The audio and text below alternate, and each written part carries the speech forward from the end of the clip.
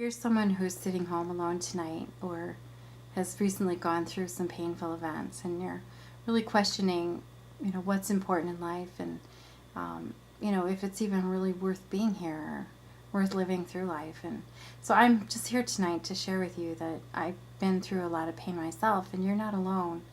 But what I did learn is that when I started singing to God and praising Him, even in my pain, that He really did meet me there, and I could feel Him, and I actually experienced His presence.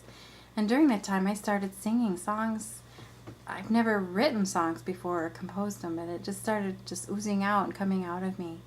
And I realized these songs are written for you tonight, if you're sitting there, or anybody that's hurting.